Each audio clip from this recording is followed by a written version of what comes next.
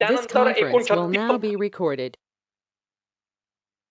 या 36 तंत्रयुक्तींचं आता त्यांनी नावं दिलेली आहेत आणि त्याच्यानंतर पुढे म्हणतात, तुम्ही तुमच्या समोर चरक आहे असं मी गृहीत धरतोय. ते म्हणतात की सूत्र 46 सिद्धिस्थान 12वा अध्याय सूत्र 46 यथा अंबुज वनस्य अर्कः प्रदीपो वेश्मनो यथा प्रबोधन प्रकाशार्था तथा तंत्रस्य युक्तया. श्लोक दाखवू शकताय का कोणीतरी? काहीतरी शेअर करता आहे?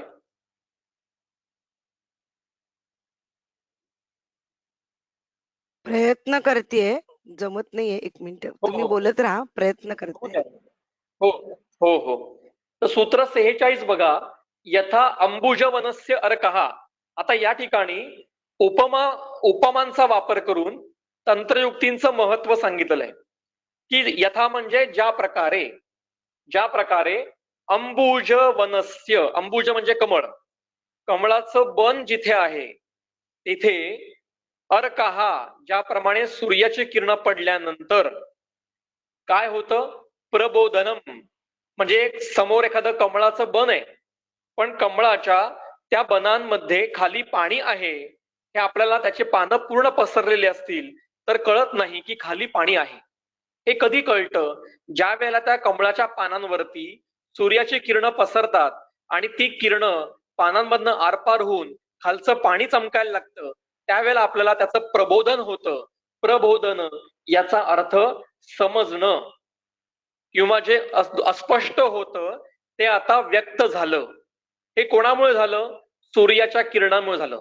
तर जसं सूर्याच्या किरणांमुळे कमळाचं बन हे व्यक्त होतं, त्याचं प्रबोधन होतं, त्याप्रमाणे तंत्रयुक्तींचा वापर केला तर शास्त्राचा प्रबोधन होतं. शास्त्रामध्ये जे अर्थ सांगितलेले आहेत ते स्पष्टपणे समोर येतात. दुसरी उपमा आहे प्रदीपो वेश्मनो यथा. वेश्म म्हणजे घर आणि प्रदीप म्हणजे दिवा. ज्या घरामध्ये अंधार आहे त्या घरामध्ये जर आपण दिवा घेऊन गेलो तर काय होईल? प्रकाशार्थ, प्रकाशन होईल. म्हणजे दिवा अंधाऱ्या खोलीत घेऊन गेल्यानंतर त्या खोलीतल्या वस्तू प्रकाशित होतात. म्हणजे त्या तिथे असतातच पूर्वीपासनं, पण त्या केवळ अंधारामुळे दिसत नसतात. दिवा तिथे नेल्यामुळे त्या मुळात असलेल्या वस्तूच आता आपल्याला दिसायला लागतात. त्याप्रमाणे ग्रंथामध्ये जो अर्थ व्यक्त केलेला गेलेला नाहीये तो आहे, ग्रंथकारांना अपेक्षित आहे, पण तो स्पष्टपणे समोर येत नाही कारण विधीपूर्वक पठण होत नाही. म्हणून तेच जर तंत्रयुक्तींचा वापर करून आपण पठण केलं तर त्याचं प्रकाशन होतं. म्हणजे तो अर्थ, त्याचा स्पष्टता ही आपल्या समोर येते. पुढे म्हणतात सूत्र 47 मध्ये एकस्मिन अपि यस्य इह शास्त्रे लब्धास्पदा मती स शास्त्रम अन्यद अपि आशु युक्ती ज्ञत्वात प्रबुद्धते. म्हणजे एक शास्त्र शिकताना जर तंत्रयुक्तीचा तुम्ही आधार घेतला आणि ते शास्त्रामध्ये तुम्हाला लब्धास्पदामती अतिशय पारदत म्हणजे त्या तंत्राचा पार तुम्हाला दिसला, अशी तुम्हाला योग्य मती निर्माण झाली, तर तोच व्यक्ती अन्य शास्त्र सुद्धा आरामात शिकू शकतो कारण त्याचा तंत्रयुक्तींचा अभ्यास चांगला झालेला आहे. पुढे म्हणतात अधियानोपी शास्त्राणी तंत्रयुक्त्या विनाभिषक न अधिगच्छन्ति शास्त्रार्थान अर्थान भाग्यक्षय यथा. इथे परत एक उपमा आहे की ज्याचा भाग्यक्षय झालेला आहे त्याचा पैसा नष्ट होतो. भाग्यक्षये अर्थान न अधिगच्छन्ति म्हणजे ज्याला पैसा हवा आहे त्याचा जर का भाग्यक्षय झालेला असेल तर त्याला पैसा मिळत नाही किंवा तो असलेला पैसा नष्ट होतो. त्याप्रमाणे संपूर्ण शास्त्र अधियानोपी शास्त्राणी, अनेक शास्त्रांचा जरी अभ्यास केला, कारण बहुवचन आहे, शास्त्राणी बहुवचन आहे, अनेक शास्त्रांचा जरी अभ्यास केला पण तो तंत्रयुक्त्या विना, तंत्रयुक्तींच्या शिवाय तो अभ्यास केला तर वैद्य हा शास्त्रार्थान न अधिगच्छन्ति, त्याला शास्त्राचा खरा अर्थ हा कळू शकत नाही. आणि म्हणून तंत्रयुक्तींचं विस्तृत अध्ययन हे असलंच पाहिजे. आणि हे काही फार फार अवघड नाही. आणि त्याच्या मागचं लॉजिक तो सांगतो की का बरं करायचंय. तर तंत्रोक्तींचा जर का अध्ययन योग्य प्रकारे असेल तर शास्त्र लवकर समजतं, ग्रंथकारांना काय म्हणायचं आहे ते कळतं, शास्त्राचा खरा अर्थ समोर येतो आणि त्याचा परिणाम चिकित्सेमध्ये होतो. आता आपण काही उदाहरणं बघूया.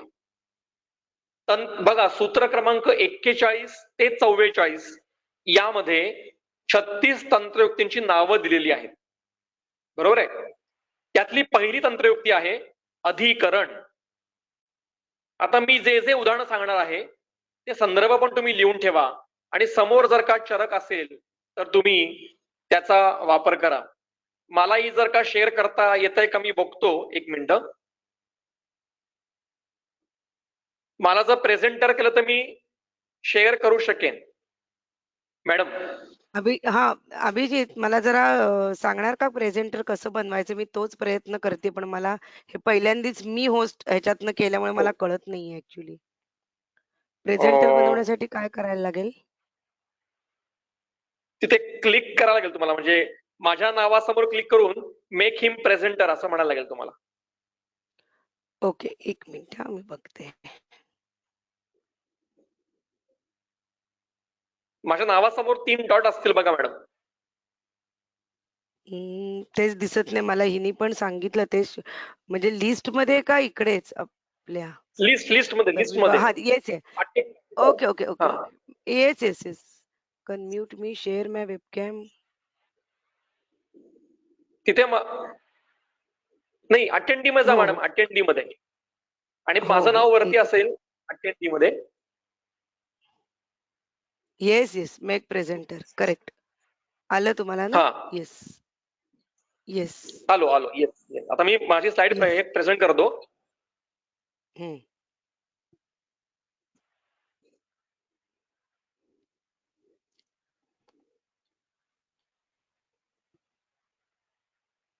दिसत आहे मी काय करतोय ते?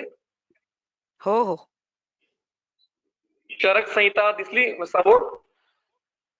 हो हो, दिसतीये.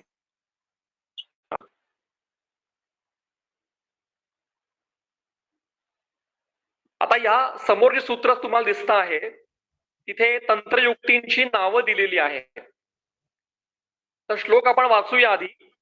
तत्र अधिकरणम योग हेत्वर्थः अर्थः पदस्य म्हणजे पदार्थः, प्रदेश उद्देश निर्देश वाक्यशेषः प्रयोजनम, उपदेश अपदेश अतिदेश अर्थापत्ती निर्णयाः, प्रसंग एकांत अनएकांत, स अपवर्गः विपर्ययाः, पूर्वपक्ष विधान अनुमत व्याख्यान संशयाः, अतीत अनागतावीक्षा स्वसंज्ञा उय्य समुच्चयाः, निदर्शनम निर्वचनम सन्नियोगो विकल्पनम प्रत्युत्सारः तथा उद्धारः संभवाः तंत्रयुक्तयाः.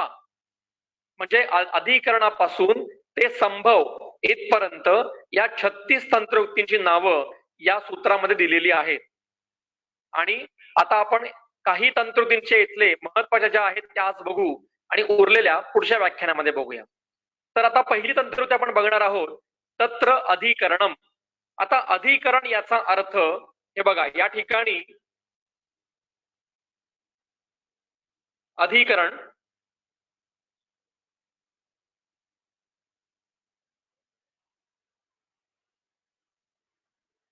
मी सिलेक्ट करतो. अधिकरणाचा व्याख्या समोर तुम्हाला दिसत असेल. अधिकरणम नाम यम अर्थम अधिकृत्य प्रवर्तते करता. म्हणजे ज्या विषयाच्या अनुषंगाने अध्याय लिहिला गेलेला आहे किंवा स्थान लिहिलं गेलेलं आहे किंवा हे शास्त्र लिहिलं गेलेलं आहे त्याला त्याचं अधिकरण म्हणतात. अधिकरण म्हणजे विषय, काय विषय चालू आहे त्याला म्हणतात अधिकरण. आता अधिकरणाचे 5 प्रकार अरुण दत्तांनी सांगितलेले आहेत. त्याच्यामध्ये शास्त्राधिकरण, शास्त्राचा विषय काय आहे तर आयुर्वेदाचा विषय आहे आयुर्ज्ञान. म्हणजे आयुबद्दलचं सविस्तर ज्ञान प्राप्ती हे आयुर्वेदाचं अधिकरण आहे. मग आता पुढचा अधिकरणाचा प्रकार आहे स्थानाधिकरण. म्हणजे विमानस्थानाचं अधिकरण काय आहे? तर दोष भेषज आदींचं विशेष मान समजून घेणं हे विमानाचं अधिकरण आहे. निदानाचं अधिकरण काय आहे? तर व्याधींचं निदान कसं समजून घ्यायचं, निदान कसं करायचं, हे निदान स्थानाचं अधिकरण आहे. इंद्रिय स्थानाचं अधिकरण काय आहे? तर निमित्तार्था नावाची जी काही विकृती आहे तिच्याद्वारे मृत्यूपूर्वक जी अवश्यभावी लक्षणं येतात त्यांचा अध्ययन करणं हे इंद्रिय स्थानाचं अधिकरण आहे. सूत्रस्थानाचं अधिकरण आयुर्वेदाला आवश्यक असलेले सर्व मूल विषयांचं सूत्र रूपाने रचना करून त्यांचं थोडक्यात अध्ययन करणं हे सूत्रस्थानाचं किंवा श्लोकस्थानाचं अधिकरण आहे. आता याला म्हणतात स्थानाधिकरण. पुढचा अधिकरणाचा प्रकार आहे अध्यायाधिकरण. म्हणजे प्रत्येक अध्यायाचा एक अधिकरण असतं. उदाहरणार्थ अष्टांग हृदयामध्ये दिनचर्या नावाचा अध्याय आहे. त्याचा अधिकरण काय आहे? तर दिने दिने चर्या, रोज जे करायचं आहे तो त्याचा विषय आहे, ते त्याचं अधिकरण आहे. ऋतुचर्येमध्ये काय आहे? तर ऋतौ चर्या, प्रत्येक ऋतूमध्ये काय काय करायचं आहे त्याचा विषय जिथं वर्णन केलेला आहे तो ऋतुचर्या अध्याय. म्हणजे प्रत्येक अध्यायाचा एक अधिकरण म्हणजे त्याचा एक विषय असतो. पुढचा अधिकरणाचा प्रकार आहे प्रकरण अधिकरण. म्हणजे दिनचर्या अध्यायामध्येच पहिले 19 सूत्रांमध्ये दिनचर्या सांगितलेली आहे आणि पुढच्या 20-22 श्लोकांमध्ये सद्वृत्ताचं वर्णन केलेलं आहे.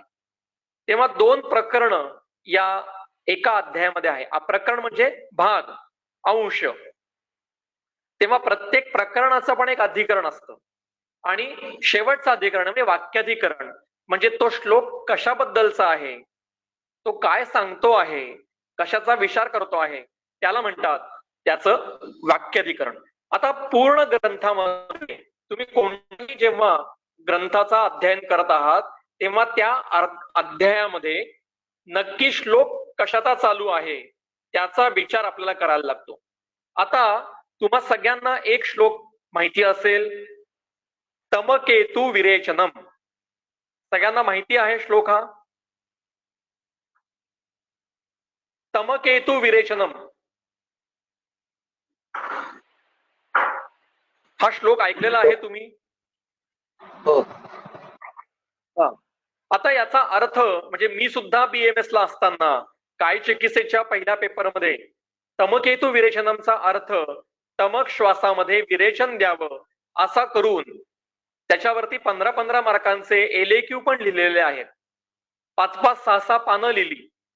पण कधीही मनामध्ये प्रश्न आला नाही की श्वास आणि हिक्का हे जे व्याधी आहेत हे व्याधी कफवातज आहेत. म्हणजे हिक्केचं तुम्ही जर का वर्णन बघितलं तर या ठिकाणी संप्राप्ती जी काय आहे ती बघा, कफवातात्मकौ एतौ म्हणजे कफवातात्मक आहे. आणि पित्तस्थान समुद्भव, पित्तस्थान म्हणजे आमाशय, म्हणजे आमाशयात हे समुद्भव आहेत आणि कफवातज व्याधी आहेत. अशा या व्याधीमध्ये वमन न सांगता विरेचन का बरं सांगितलं असावं असा प्रश्न कधीही मनामध्ये आला नाही किंवा आम्हाला कोणी हा प्रश्न पडूच दिला नाही की असा प्रश्न पडेल असं कोणी शिकवलंच नाही. आणि मग तमक श्वासामध्ये विरेचन चिकित्सा आम्ही व्यवहारात सुद्धा सुरू केली. काहींना उपशय मिळतो, काहींना उपशय मिळत नाही. आता मुळात आपलं अभ्यासक म्हणून काय कर्तव्य आहे? तर अभ्यासकाचं कर्तव्य असं आहे की कोणताही श्लोक जेव्हा आपण विचारात घेतो तेव्हा तो श्लोक कुठे आलेला आहे त्याचा आधी विचार करायला लागतो. याला म्हणतात अधिकरण तंत्रयुक्ती. तेव्हा तमकेतु विरेचनम याचं मूळ अधिकरण काय आहे ते आपण बघूया. आता हा चरकातला श्लोक आहे त्यामुळे मूळ तंत्र आहे. चरक संहिता म्हणजे हा काय चिकित्सा प्रधान असा ग्रंथ, त्याचा अधिकरण ते आहे. नंतर चिकित्सा स्थानामध्ये आहे त्यामुळे त्याचं चिकित्सेबद्दलचं अधिकरण असणार आहे. त्यानंतर 17व्या अध्यायामध्ये हिक्का श्वास चिकित्सा अध्याय ते सूत्र आहे. म्हणजे हिक्का आणि श्वासाची चिकित्सेची याच्यामध्ये वर्णन केलेलं आहे. आणि त्यानंतर त्याचं जे प्रकरण आहे ते या ठिकाणी हा श्लोक दिसतो आहे बघा, तमकेतु विरेचनम. तुम्हाला या ठिकाणी समोर सूत्र दिसत असेल, तमकेतू विरेचनम हे सूत्र आहे. आता आपण काय केलं, पूर्ण सूत्र न बघता त्याच्या मागे काय आहे, पुढे काय आहे याचा विचार न करता केवळ तमकेतू विरेचनम याने आम्ही डायरेक्ट अर्थ आम्हाला वाटेल तसा अर्थ केला की तमक श्वासामध्ये विरेचन द्यावं आणि बॅच टू बॅचेस, बॅच मागून बॅचेस आम्ही हेच शिकवलं की तमक हा श्वासामध्ये विरेचन करावं. पण जर पूर्ण अध्याय बघितला आपण तर या अध्यायामध्ये आता हा अध्याय बघा संपत आलेला आहे. म्हणजे इथे दिसतं 121 122 नंबरचा श्लोक आहे आणि 127-50 ला हा अध्याय संपतोय. म्हणजे हे शेवटचं वर्णन आहे आणि मूळ जी चिकित्सा आहे ती 17व्या श्लोकापासून सुरू होते. तुम्ही जर बघितलं तर मूळ चिकित्सा ही 70 नंबर श्लोकापासून सुरू होती. आणि ती काय सांगतात चिकित्सा पहिल्यांदा बघा. कारण स्थान मूल मूल ऐक्यात एकम एव. कृपया माईक म्यूट करून ठेवावा.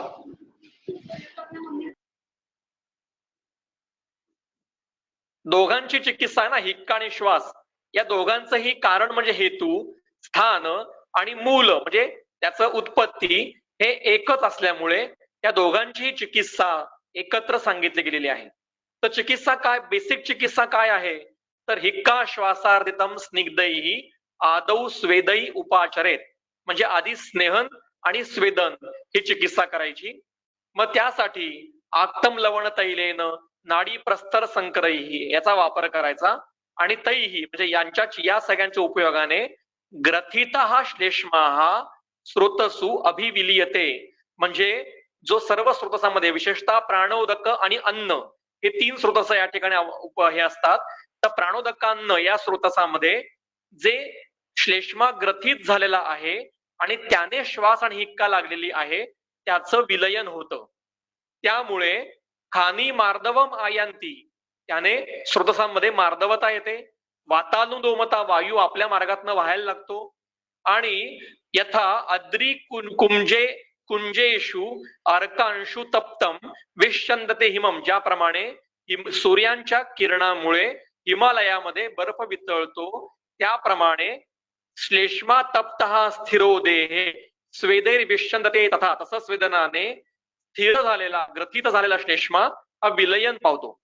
स्विन्नम ज्ञात्वा ततस्तूर्णम बोधनम, याचं स्नेहन आणि स्वेदन चांगलं झालेलं आहे हे बघून मग त्याला चांगला स्निग्ध उष्ण असा भात द्या किंवा मत्स्यानाम शुकराणाम रस यांचा मांसारस द्या किंवा दधी उत्तर दही, भरपूर दही खायला घाला आणि मग श्लेष्मणी समृद्धे वमनम पायेतुतम, त्याचा श्लेष्मा वृद्ध करून जो ऑलरेडी विलयन आहे त्याला उत्क्लेशित करून त्याची पहिली चिकित्सा वमन करा. म्हणजे हिक्का आणि श्वासाच्या सगळ्या प्रकारांमध्ये प्रथम चिकित्सा ही स्नेहन, स्वेदन आणि वमन हीच आहे. विरेचन ही चिकित्सा कधीही फर्स्ट लाईन ऑफ ट्रीटमेंट हिक्का आणि श्वासाच्या कोणत्याही प्रकारामध्ये होऊ शकत नाही. तेव्हा आपला जो अर्थ काढत होतो की तमकेतू विरेचनम म्हणजे तमक श्वासामध्ये विरेचन, हा अर्थ चुकीचा आहे. आता कसा, अजून पुढे बघा. आता ही सगळी चिकित्सा सांगितली बघा, वमन सांगितलं, नंतर पुढे काही धूमपानाचे प्रकार सांगितले, नंतर लेप सांगितले, स्वेदन कोणाला करायचं नाही ते सांगितलं, कोणाला करायचं ते सांगितलं, त्यानंतर अवस्थानरूप चिकित्सा सुरू केली, मग मांस झाला, आहार सांगितले. हे बघा एवढे सगळे आहार सांगितले, काही क्वाथ सांगितले, युष सांगितले. इथे क्वाथांचं वर्णन समोर तुम्हाला दिसत असेल. त्यानंतर आता एवढी सगळी म्हणजे मूळ सगळी चिकित्सा सांगून झाली आणि त्याच्यानंतर आता हे सूत्र येतं आहे की कासिने छर्दनम दद्यात स्वरभंगेच बुद्धिमान वात श्लेष्म हरैहि युक्तम तमकेतू विरेचनम. म्हणजे मूळ सूत्र पूर्ण असं आहे.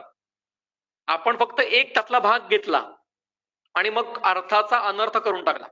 आता मूळ सूत्र बघितल्यानंतर जर तुम्ही हे बघितलं तर शेवटचं बघा की ज्याच्यामध्ये निष्कफ अवस्था आहे त्याला लेहा न निष्कफे देया, म्हणजे ज्याच्यामध्ये श्लेष्मा पूर्ण निघून गेलेला आहे त्याला लेह द्यायची काही गरज नाही. म्हणजे चिकित्सा सगळी संपली. आता हिक्का आणि श्वासामध्ये काही उपद्रव उत्पन्न होत असतात. पुढे हिक्का श्वासाच्या मुळे काही उपद्रव उत्पन्न होतात, तर त्यांची चिकित्सा काय करायची? तर हिक्का आणि श्वासामध्ये जर कास नावाचा उपद्रव उत्पन्न झाला तर त्याला वातश्लेष्म हरद्रव्यांनी छर्दनम दद्यात, म्हणजे वातकफग्न द्रव्यांनी त्याला वमन द्या. मग आता असं कोणतं द्रव्य आहे वामक की जे वातकफग्न आहे? तर त्यासाठी तुम्हाला कल्पस्थानात जायला लागेल. बरोबर आहे. दुसरा उपद्रव स्वरभंग. जर हिक्का आणि श्वासामध्ये स्वरभंग हा उपद्रव उत्पन्न झाला तर त्याला वातश्लेष्महर युक्तांनी छर्दनम दद्यात, वमनच द्यायचं आहे.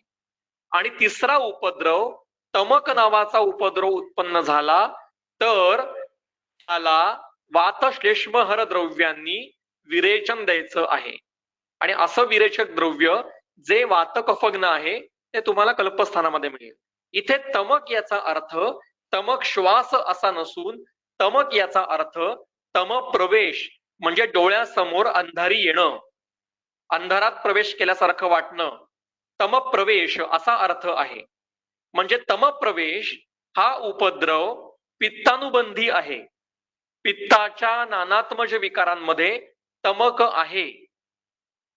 हा पित्तानुबंधी उपद्रव जर हिक्का आणि श्वासाच्या कोणत्याही प्रकारामध्ये उत्पन्न झाला तर आधी मूळ चिकित्सा करून घ्यायची, स्नेहन स्वेदन आणि वमन करून घ्यायचं, आणि त्याच्यानंतर जरी उपद्रव उत्पन्न झाला तर त्याला वातकफग्न द्रव्यांनी विरेचन द्यायचं आहे. असा चरकांच्या सूत्राचा मूळ अर्थ आहे. तमक हा पित्तानुबंधी कसा? तर एक संदर्भ तुम्हाला सांगितला की पित्ताच्या नानात्मज विकारांमध्ये याचं वर्णन केलेलं आहे.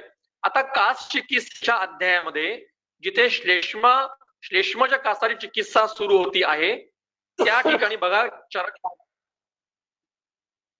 बघा एक मिनिट सूत्र काढतो मी.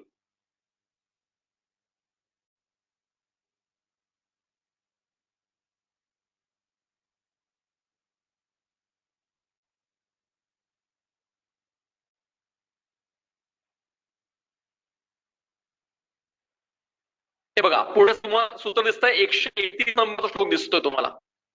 तमकाः कफकासेतु स्याच्चेत पित्तानुबंधः पित्तकास क्रियां तत्र यथावस्थं प्रयोजयेत.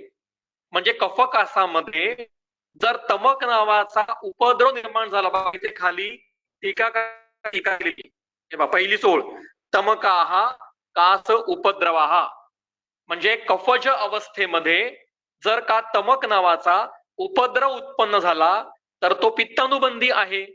तर त्या ठिकाणी कफकासाची चिकित्सा बंद करून पित्तकासाप्रमाणे विरेचनादी चिकित्सा करायच्या आहेत. तेव्हा तमकेतु विरेचनम याचा अर्थ तमक श्वासामध्ये विरेचन असा नसून हिक्का आणि श्वासाच्या कोणत्याही प्रकारामध्ये जर तमक म्हणजे तम प्रवेश नावाचा जर का उपद्रव उत्पन्न होत असेल तर त्याच्यामध्ये वातकफग्न द्रव्यांनी विरेचन द्यायचं आहे, असा मूळ अर्थ चरकांना अभिप्रेत आहे, जो वाग्भटालाही अभिप्रेत आहे. आणि आम्ही मात्र अर्धाच श्लोक बघितला आणि त्या श्लोकाचा आम्हाला वाटेल असा अर्थ केला आणि अनर्थ होऊन व्यवहारामध्ये सुद्धा वापरायला लागलो आणि त्यामुळे पूर्ण त्याला यशप्राप्ती होत नाही. तेव्हा तमकेतु विरेचनम याचा अर्थ परत सांगतो, तमक श्वासामध्ये विरेचन असा अर्थ नसून हिक्का श्वासामध्ये तम प्रवेश नावाचा पित्तानुबंधी उपद्रव उत्पन्न होत असेल तर त्याच्यामध्ये विरेचन चिकित्सा करायची आहे. ही अतिशय स्पेसिफिक अवस्थिक चिकित्सा आहे. आता हे अर्थ काढण्यासाठी आपण जी तंत्रयुक्ती वापरली त्याचं नाव आहे अधिकरण तंत्रयुक्ती.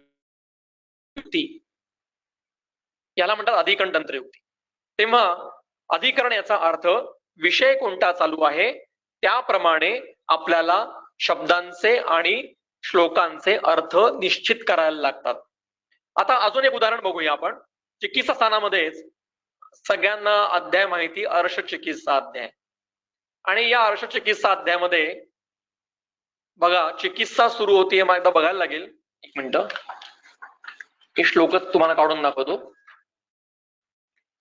अध्याय 14वा.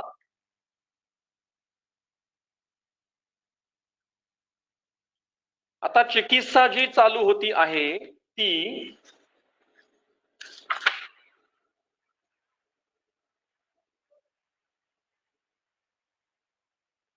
सूत्र नंबर 38 पासून सुरू होते, 38. आता या ठिकाणी बघा पहिल्या ओळीत त्यांनी सांगितलेलं आहे की अर्श दोन प्रकारचे असतात. वात श्लेष्मोल्बणानी आहू शुष्काणी अर्शांसी तद्विदाहा प्रस्रविणी तथा आर्द्राणी रक्तपित्त उल्बणानी च. दोन प्रकारचे अर्श आहेत, शुष्क आणि आर्द्र. तर वातकफग्न वातकफोल्बण असे जे अर्श आहेत ज्यांच्यामध्ये वायू आणि श्लेष्म्याची उल्बण अवस्था असते ते शुष्क अर्श असतात, आणि ज्यांच्यामध्ये रक्त आणि पित्ताची उल्बणावस्था असते ते आर्द्र किंवा प्रस्रावी म्हणजे स्रावी अर्श असतात. आता पुढे म्हणतात तत्र शुष्क अर्शसाम पूर्वम वक्ष्यामी चिकित्सदम. म्हणजे आधी आम्ही शुष्क अर्शाची चिकित्सा सांगत आहोत. म्हणजे इथून पुढे सूत्र 39 पासून जी चिकित्सा चालू आहे ती प्रथमतः शुष्क म्हणजे वात कफ उल्बण अर्शामध्ये वापरायची आहे. त्यानंतर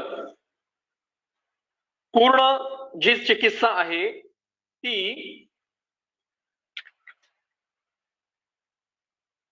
97 पर्यंत म्हणजे 39 पासून सुरू झाली 96 पर्यंत ती चिकित्सा आहे. आता ते पुढे म्हणतात बघा पहिली ओळ बघा 96 ची. ये अत्यर्थम गाढ शकृता. सॉरी याचा मागचं सूत्र बघा, शेवटची ओळ बघा. इति उक्तो भिन्न शकृताम अर्शसाम च क्रियाक्रम. म्हणजे 39 पासून ते 95 पर्यंत जेवढी चिकित्सा वर्णन केलेली आहे ती शुष्क अर्शामधल्या भिन्न शक्रु म्हणजे अतिसाराची अवस्था आहे. म्हणजे शुष्क अर्श आहे, शुष्क अर्शामध्ये द्रवमल प्रवृत्ती होत असेल तर ही चिकित्सा करायची आहे. आता याच्या पुढे 96 पासून काय शब्द आहे गाढ शकृत. बघा शब्द आहे गाढ शकृत म्हणजे ज्यांच्यामध्ये शुष्क अर्शामध्ये मलाष्टंभ आहे त्यांच्यामध्ये काय चिकित्सा करायची तर ती पुढे सांगितली आहे. ती चिकित्सा जवळजवळ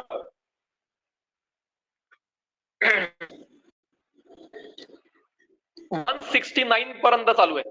बघा 169 पर्यंत चालू आहे. ती शुष्क अर्शसाम सिद्धम उक्तम एतत् चिकित्सदम.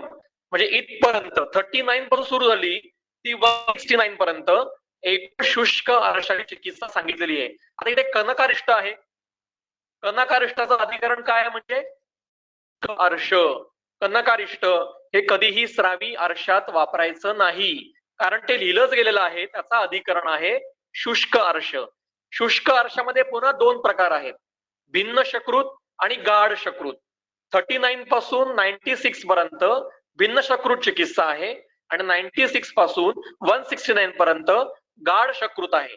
आता परत कनकारिष्ट हे गाढ शकृतामध्ये आलेलं असल्यामुळे ज्या रुग्णामध्ये शुष्क अर्श आहेत आणि मलावष्टंभ आहे त्यांच्यामध्येच कनकारिष्ट वापरता यायला पाहिजे.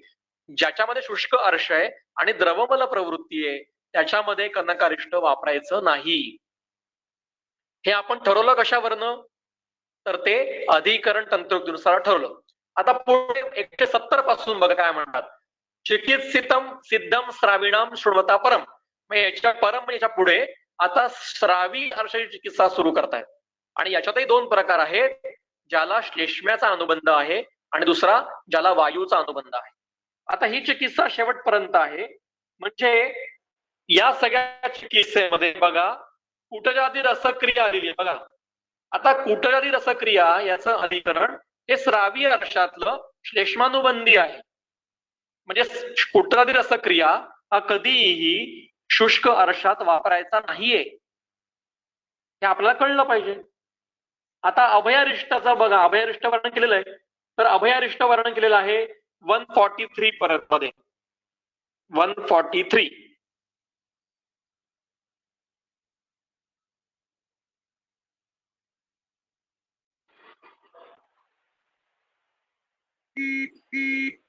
आता या ठिकाणी बघा अभयारिष्ट इथे.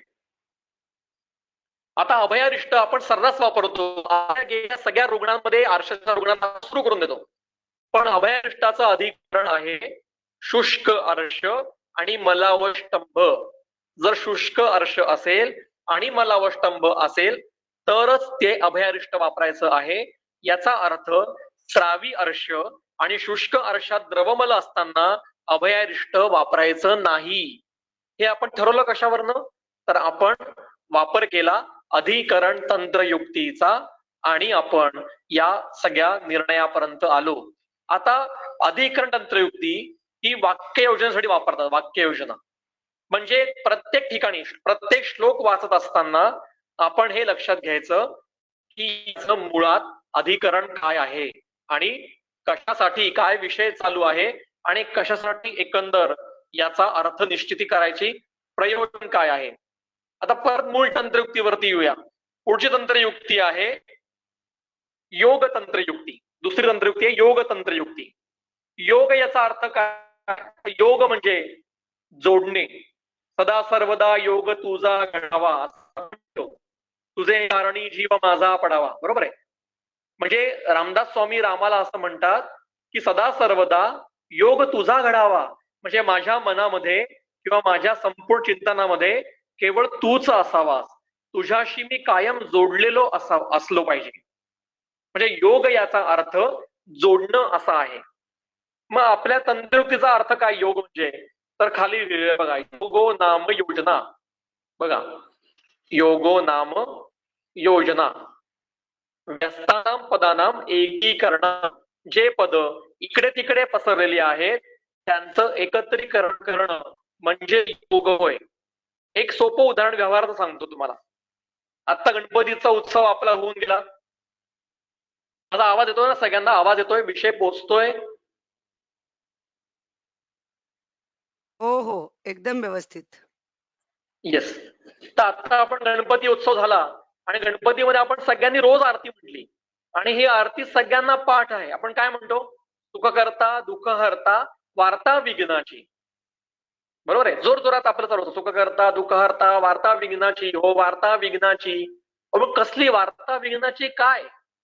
सुख करताचा अर्थ माहितीये की सुख निर्माण करणारा, दुःख हरता म्हणजे दुःख नष्ट करणारा, आणि वार्ता विघ्नाची. पुढे काय? पण वाक्य अर्धवट राहिलं हे. सुख करता दुःख हरता वार्ता विघ्नाची, पुढे काय? तर त्याचं क्रियापद खाली आहे. नुरवी पूर्वी प्रेम कृपा जयाची. न उरवी म्हणजे वार्ता विघ्नाची नुरवी, वार्ता विघ्नाची न उरवी. आणि पुढचं वाक्य आहे पुरवी प्रेम कृपा जयाची. पण क्रियापद दोन्ही एकत्र आल्यामुळे आपण डायरेक्ट जोर जोरात म्हणतो सुख करता दुःख हरता वार्ता विघ्नाची नुरवी पूर्वी प्रेम कृपा जयाची, आणि काही अर्थ याचा लागत नाही. तेव्हा आपण जे पद वेगवेगळ्या ठिकाणी लिहिलेली होती त्याचं आपण एकत्रीकरण केलं की सुख करता दुःख हरता वार्ता विघ्नाची न उरवी पूर्वी कृपा जयाची प्रेम पुरवी, असं आपण करता कर्म क्रियापद या नावाने त्याचं अन्वय लावला. याला म्हणतात योग तंत्रयुक्ती. म्हणजे कुठलाही श्लोक वाचताना त्याचा अन्वय लावायला लागतो, त्याचं वाक्यांची त्यातल्या पदांची रचना आपल्याला करायला लागते, त्याला म्हणतात योग तंत्रयुक्ती. मग आता एखादं उदाहरण आपण बघूया की आज आपण श्वासात त्याच्या खालचं सूत्र जे आहे ते सूत्र महत्वाचं आहे. ते परत बघू.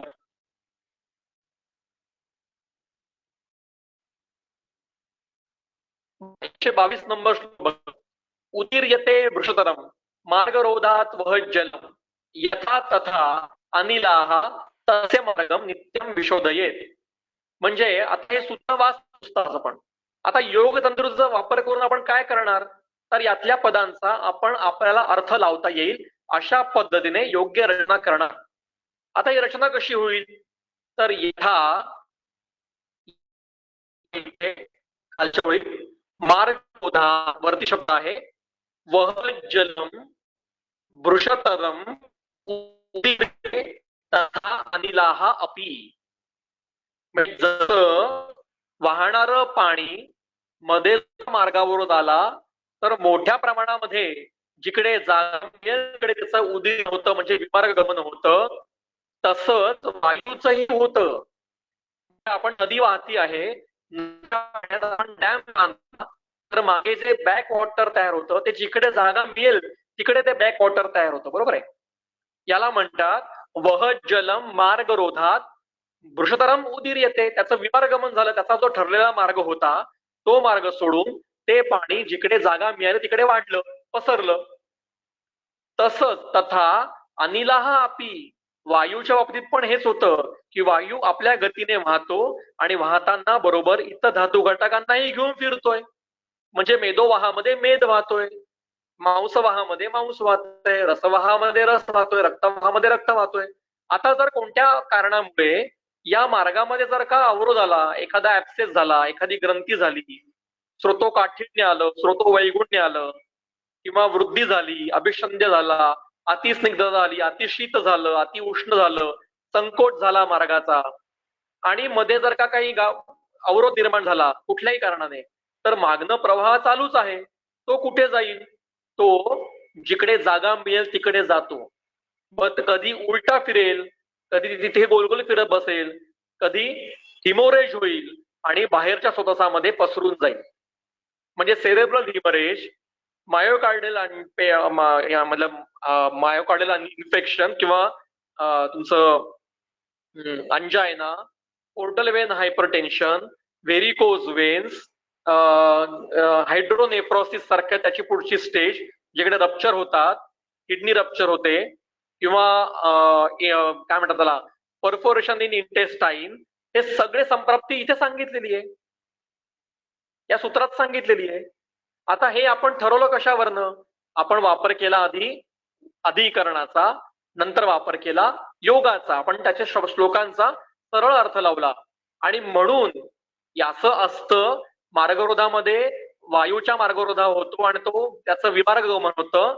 म्हणून तस्य मार्गम नित्यम विशोधयेत, म्हणून त्याचा जो मार्ग, त्याचा जो काही स्रोतस आहे त्याचं नित्य शोधन झालं पाहिजे. आता याचा उलटा अर्थ काय होईल? जर शोधन नीट झालं नाही तर काय होईल? वायूचं विमार्गमन होत राहील. हा उलटा अर्थ मिळाला.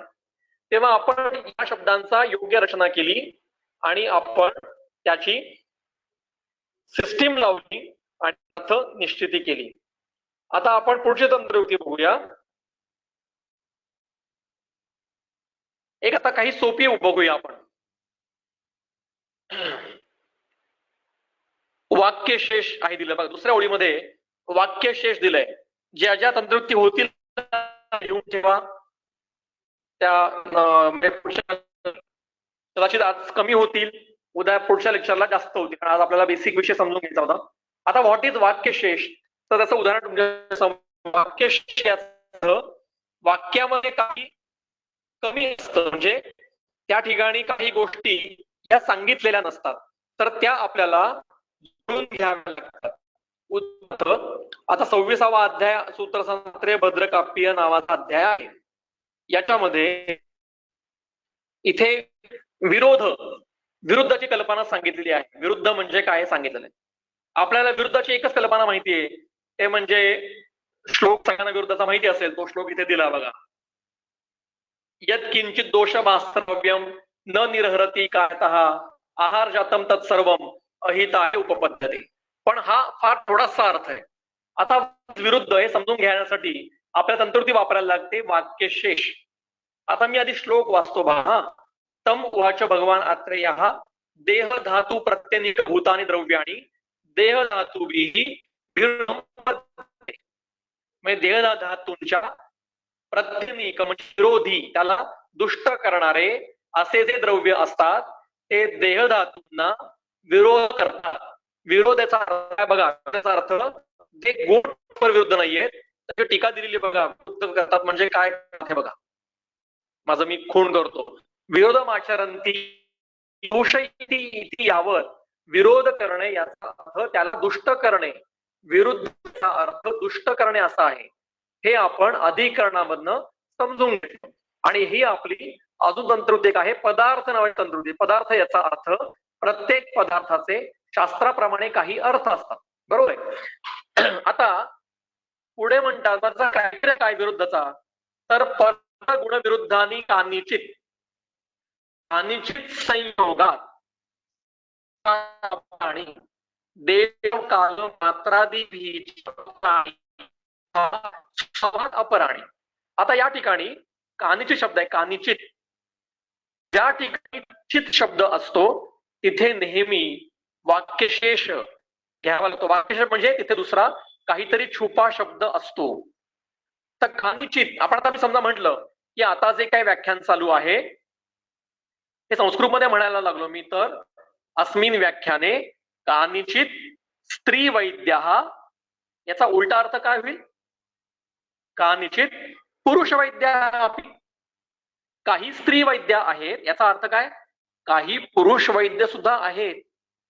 दुसरा अर्थ घेतला, अस्मिन व्याख्याने कानिचित उपचक्ष्म नेत्रयुक्त, म्हणजे काहींना चष्मा आहे याचा अर्थ काय?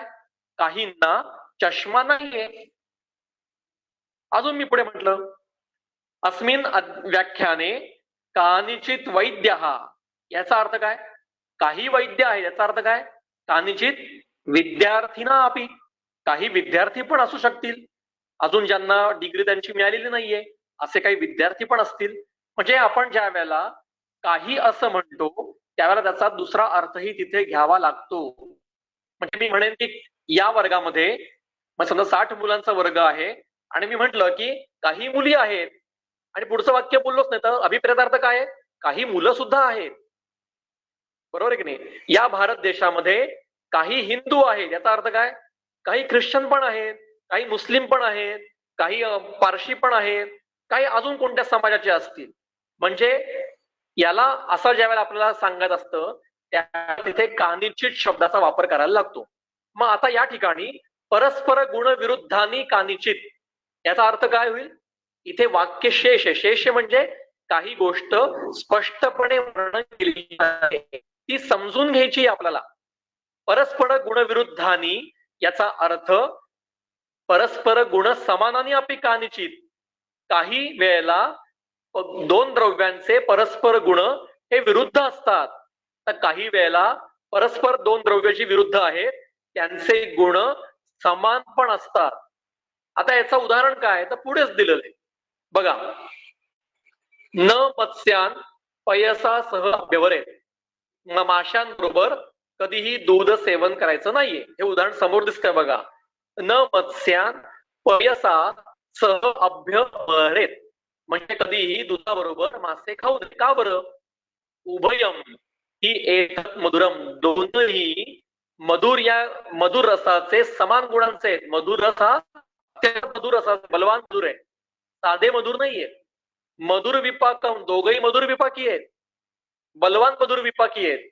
महाअभिषंदी, बघा दूध हे महाअभिषंदी आहे, मत्स्य हे पण महाअभिषंदी आहे. दोघांचे हे 3 गुण समान आहेत आणि एक गुण विपरीत आहे, म्हणजे शीत उष्णत्वात विरुद्ध वीर्यम. मत्स्य उष्ण वीर्याचे आणि दूध शीत वीर्याचं आहे, हे त्यांचं विरुद्ध वीर्यत्व आहे.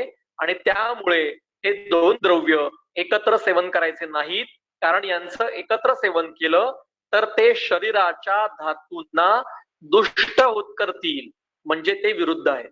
विरुद्धचा अर्थ परस्परांच्या विरुद्ध असा नसून 2 किंवा 3 द्रव्य किंवा विहार एकत्र आले तर त्यांचा जो संयोग किंवा वियोग किंवा अजून काय संस्कार असतील त्याच्यामुळे शरीराचे देहाचे धातू जे आहे, धातू म्हणजे सगळे धातूची व्याख्या दिलेली या ठिकाणी बघा पहिल्या ओळीमध्ये. धातू म्हणजे रसादी वातादी सगळे जे प्रकृतीस्थ आहेत, प्रकृतीस्थानाम, शरीरातले जे प्राकृत धातू आहेत, प्राकृत शारीर घटक आहेत, त्यांना दुष्ट करता त्याला विरुद्ध असं म्हणतात. आता पुढे आहे कानिचित संयोगात. बघा, कानिचित संयोगात म्हणजे काहींचा संयोग केला तर ते विरुद्ध असतात. म्हणजे उदाहरणार्थ मध आणि घृत यांचा समान मात्रेचा संयोग हा विरुद्ध आहे. आता याला तंतुरुक्ती लावायची वाक्यशेष. कानिचित उलट वियोगापी जे द्रव्य एकत्र करून खाल्ले पाहिजे त्यांचा एकत्रीकरण न करता जर ते खाल्ले तर ते धातून दुष्ट करतात. उदाहरणार्थ दही हे कधीही एकट्याने एकटं दही खायचं नाहीये. ते एकटं मुगा बरोबर, आमलकी बरोबर, साखरे बरोबर खायचं आहे किंवा युषा बरोबर, ना मुद्गम ना युषम असं खायचं आहे. बरोबर आहे. म्हणजे साखर किंवा मुग किंवा आमलकी किंवा युष याच्याशिवाय जर नुसतं दही खाल्लं तर ते शरीर धातूंना दोषांना दुष्ट करणार आहे. किंवा आता आपले जे कल्प वापरतो आपण, तर ज्या ज्या कल्पामध्ये वत्सनाभ वापरलेलं असतं त्या त्या कल्पामध्ये टंकणही वापरलेलं असतं. कारण टंकण हा वत्सनाभाचा अँटीडोट आहे. त्यांचा संयोग करूनच तो वापरला गेला पाहिजे. केवळ वत्सनाभ वापरलं तर ते धातूंना विकृत करू शकतं. म्हणून त्यांचा वियोग न करता वापरायचे आहे. अशा प्रकारे आपण तंत्रोक्ती वापरली. वाक्यशेष.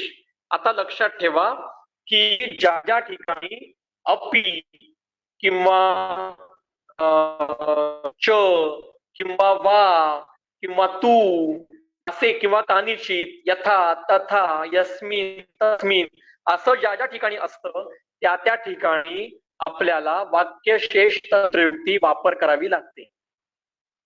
त्याचा वापर करून घ्या. आता तंत्रयुक्ती पुढची बघूया आपण. तिचं नाव आहे समुच्चय.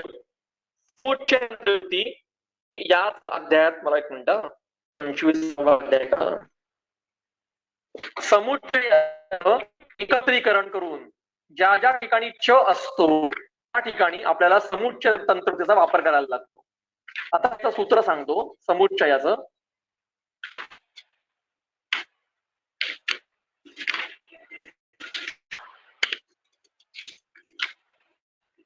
अध्याय चरक संहिता सूत्रस्थान अध्याय 26 सूत्र क्रमांक 28. बघा, या ठिकाणी श्लोक असा आहे. व्यक्तः शुष्कस्य च आदौ च रसो द्रव्यस्य लक्ष्यते विपर्येण अनुरसः रसो नास्ति सप्तमः. अत्रे म्हणतात की व्यक्त म्हणजे शुष्काचा, आधी शुष्क द्रव्याचा सेवन केल्याबरोबर आधी जो व्यक्त होतो त्याला रस असं म्हणतात आणि नंतर व्यक्त होतो त्याला अनुरस असं म्हणतात. आणि पुढे म्हणतात की रस 6 आहेत, 7वा रस नाही. आता या ठिकाणी 2 चकार आलेले आहेत. व्यक्ता शुष्क आदौ च. दोन चकार कशासाठी आले? शुष्काच आदौच. दोन च का आले? तर त्यासाठी टीकाकाराने टीका केली आहे. ती बघा, पहिली सोड टीकाकाराची. शुष्कस्य च इति चकारात आर्द्रस्य च आदौ च इति चकारात अंते च. म्हणजे या चकाराने आम्ही काय काय समजून घेतलं? आम्ही अनुक्त समजून घेतलं की शुष्कस्य च याचा अर्थ आर्द्रस्य अपि च. तो आर्द्र द्रव्य पण घ्यायचे याच्यामध्ये. म्हणजे शुष्क द्रव्य असो किंवा आर्द्र द्रव्य असो त्याचा आधी जो व्यक्त होतो आणि त्याला परत च लागलाय म्हणजे अंत्यच, म्हणजे शेवटी जो अस्तित्वात राहतो त्याला त्याचा प्रधान रस असं म्हणतात. आणि याच्या विपरीत शुष्क किंवा आर्द्र द्रव्याचा सेवन केल्याबरोबर जो लागत नाही, काही काळाने लागतो आणि नंतर जो नष्ट होतो त्याला त्याचा अनुरस असं म्हणतात. आता हा अर्थ, एवढा विस्तृत अर्थ टीकाकाराने काढून दिलेला आहे, पण तो कशा आधारे केलेला आहे? समुच्चय नावाच्या तंत्रयुक्तीच्या आधारे केला गेलेला आहे. आता अजून एक उदाहरण तुम्हाला सांगतो. अजून एक याचं उदाहरण समुच्चयाचं. ते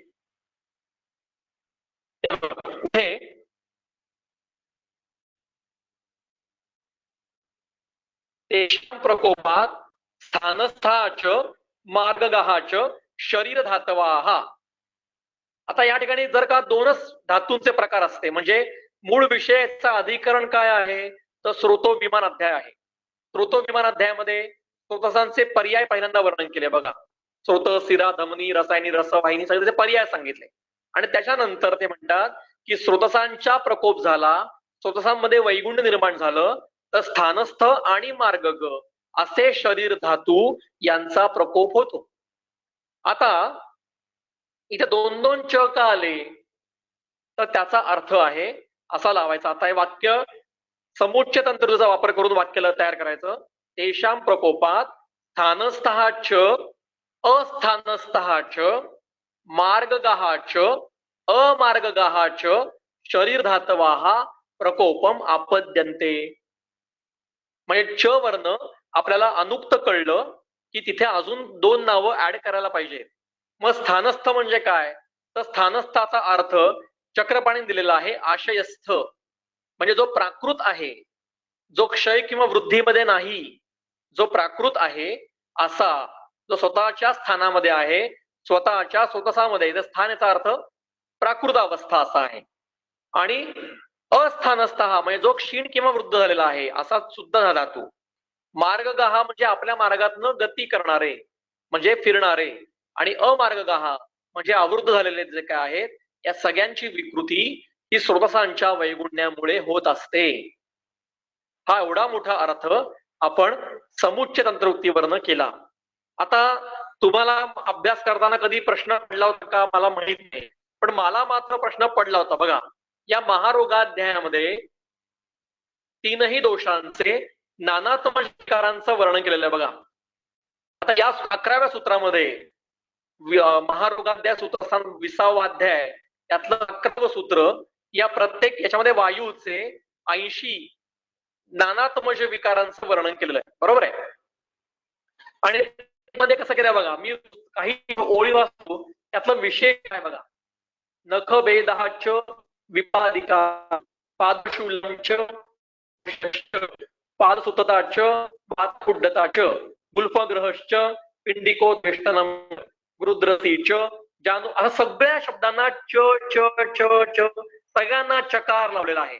आणि शेवटी म्हणतात इति अशितीर वात विकारा. बघा ही ओळ बघा पहिली दिसते ती की इति अशिती, अशिती म्हणजे 80 अशा प्रकारे 80 वाताचे विकार आम्ही वात विकाराणाम अपरिसंख्येयानाम विष्कृततमा व्याख्यातः म्हणजे अपरिसंख्येय वात विकार आहेत त्यातली आम्ही 80च सांगतो आहे. याचा अर्थ 81, 82, 83 असे अपरिसंख्येय अजून पुढचे वातव्याधी तुम्ही अभ्यास करू शकता, तुम्ही ठरवू शकता, नावं त्याला देऊ शकता तुम्ही. पण या 80 का लावलं या ठिकाणी आपला तंत्रवृत्ती वापरायला लागते. चय म्हणजे नखभेदाच याच्यामध्ये नखभेद हे लक्षण ज्या कोणत्या अनेक हेतूंनी उत्पन्न होईल म्हणजे कधीतरी आगंतुक हेतू असेल, काहीतरी मार लागेल, कोणीतरी नख तोडून काढलं असा आगंतुक काय झाला असेल किंवा वाताचा निज काही हेतू असतील, वाताचा वृक्ष गुण वाढला आणि नखभेद झाला, वाताचा शीत गुण वाढला आणि नखभेद झाला, वाताचा खर गुण वाढला आणि नखभेद झाला असं जर का किंवा अरिष्टामध्ये नखभेद होतो असे जर का अनेकविध हेतू आहेत हे सगळ्या प्रकारचे नखभेद यामध्ये येतील. आता नखभेदाच्या बरोबर बाकीचं पण त्वग्भेद, केशभेद, शिराभेद, स्नायूभेद, मांसभेद असे जे जे शरीर अवयव आहेत त्यांचेही भेद या ठिकाणी अभिप्रेत आहेत. असे सगळ्या अवयवांचे भेद आणि असे अनेक हेतूंनी होणारे नखभेद हे सगळे या एका शब्दामध्ये येतात. यांचा समुच्चय इथे करायचा असतो म्हणून त्याला चकार लावलेला आहे. इथपर्यंत विषय कळला. पुढे जाऊ.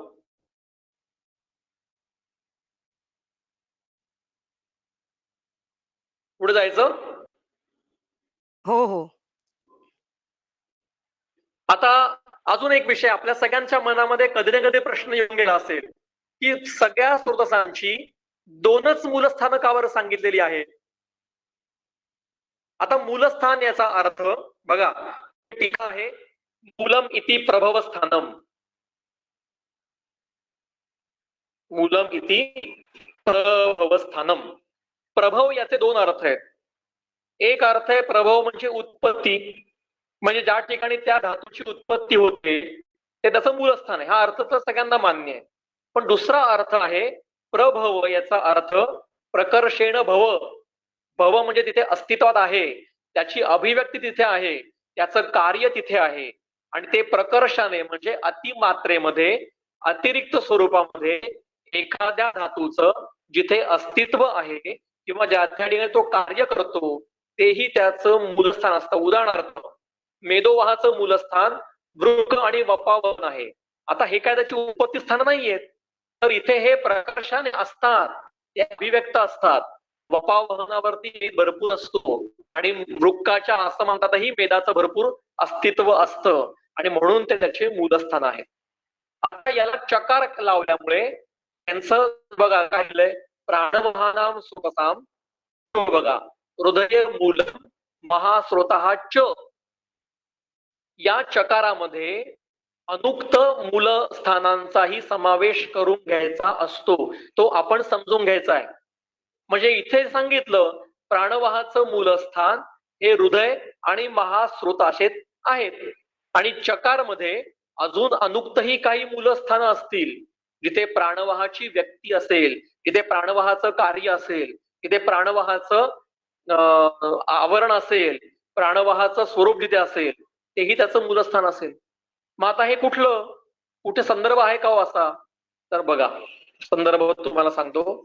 सिद्धिस्थानामध्ये 9व्या अध्यायामध्ये सूत्र क्रमांक 4 मध्ये सिद्धिस्थानाचा अध्याय 9 त्रिमर्मीय सिद्धी आणि सूत्र क्रमांक 4 बघा इथे फरक काय म्हणतात. तिसऱ्या ओळीमध्ये काय म्हणतात बघा, शिरसी इंद्रियाणी इंद्रिय प्राणवाहानी च श्रोतांसी संश्रितानी. इथे प्राणवह आणि इंद्रियवह स्रोतसांचं मूलस्थान शिर सांगितलेलं आहे. इंद्रियांचं मूलस्थानही शिर सांगितलं. एवढा महत्वाचा संदर्भ आहे हा, की सगळे इंद्रिय ही शिरस्थ असतात. ज्ञानेंद्रिय आणि कर्मेंद्रिय, ज्याला मॉडर्न सायन्स सेंटर म्हणतात, सेन्सरी सेंटर्स, जे हिअरिंग सेंटर किंवा सेन्सर, काय सगळे सेन्स जे काही सेंटर्स आहेत हे सगळे ब्रेन मध्ये आपण म्हणतो, बरोबर आहे. आयुर्वेद तेच सांगतंय, सगळे इंद्रिय ही शिरामध्ये आहे. नासा हे अधिष्ठान आहे, हस्तपाद हे कर्मेंद्रियाचं अधिष्ठान आहे, गुद हे त्याचं अधिष्ठान आहे, डोळे हे अधिष्ठान आहे, कर्ण आहे, त्वचा आहे, इंद्रिय शिरस्थ आहे सगळी. आणि इंद्रियांची वह स्रोतस आहे आणि प्राणवह स्रोतस आहे, हे सगळे शिरप्रदेशी आहेत. माता प्राणवाचं मूलस्थान आणि सांगितलेलं आहे, तर शिर सांगितलेलं आहे, आणि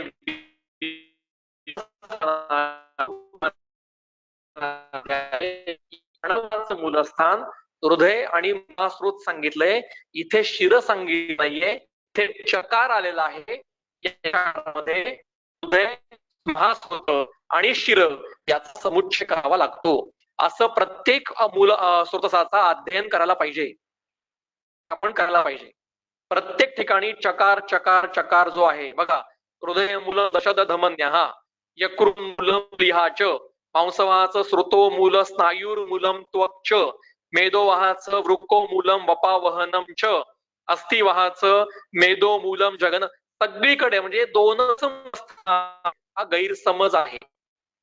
म्हणून दोन सांगून हे आपल्याला करायला लागणार आहे.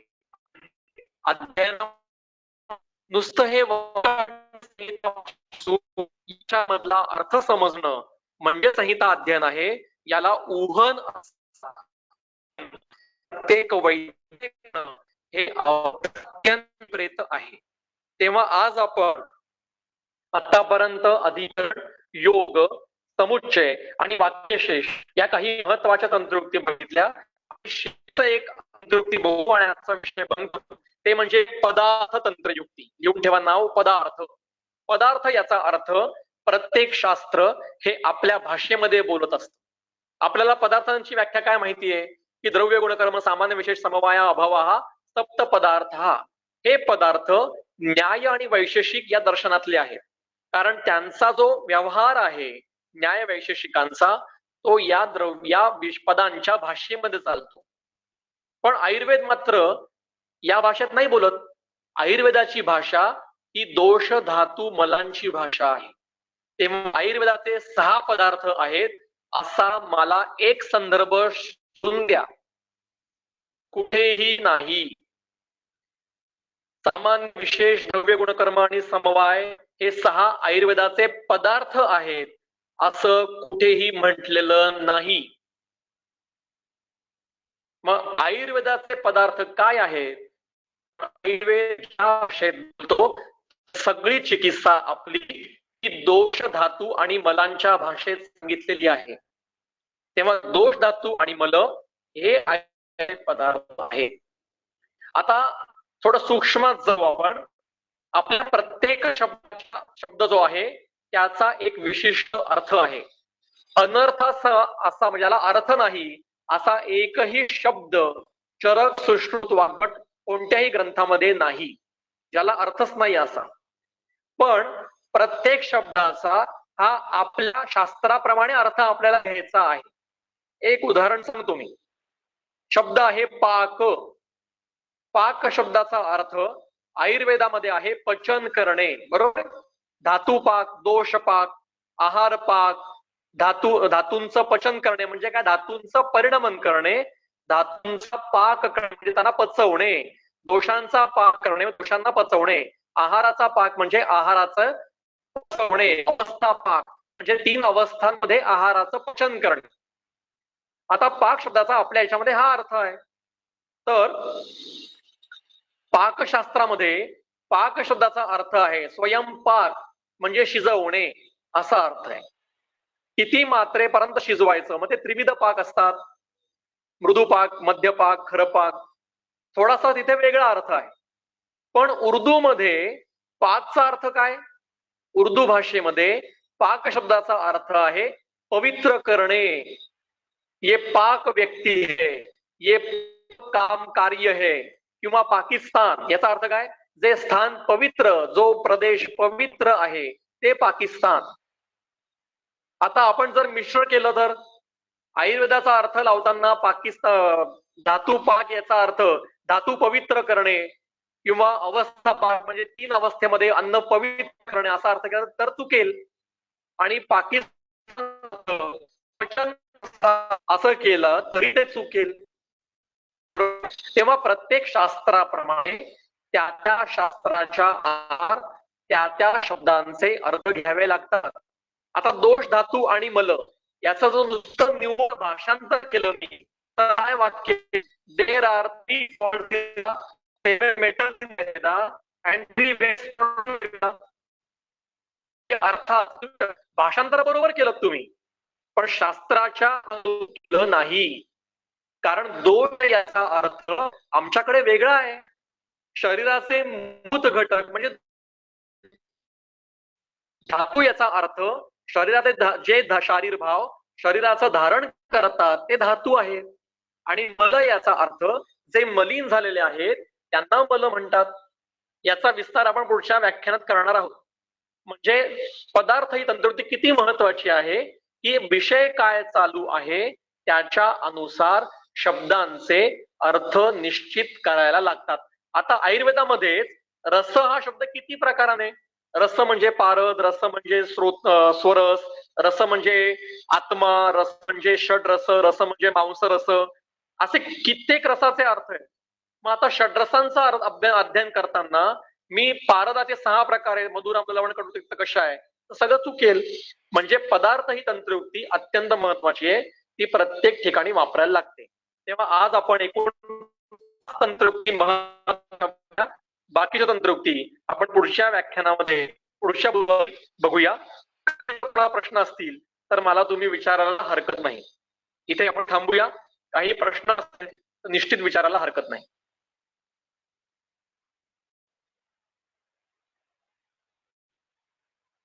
धन्यवाद वैद्य अभिजित सराफ सर. मला वाटतं सर्वांना खूपच आज छान माहिती मिळाली असेल. सर्वांनी आपले प्रश्न जे आहेत ते आपल्या ग्रुपवर वैद्य अपूर्वा लिमये आणि वैद्य देवश्री फाटक या दोघी जणी आहेत त्यांच्या पर्सनल नंबरवर आपले प्रश्न पाठवावेत, म्हणजे सरांकडे ते पाठवले जातील आणि सर त्याची उत्तरं देतील. धन्यवाद. मला वाटतं आपण थांबूया तिथे. नक्की. हो. ओके. धन्यवाद वैद्य अभिजित सराफ सर. तुमच्या हो. अतिशय मार्गदर्शन तुमचं अतिशय छान झालं. धन्यवाद. धन्यवाद. चालेल. धन्यवाद मॅडम. थँक्यू.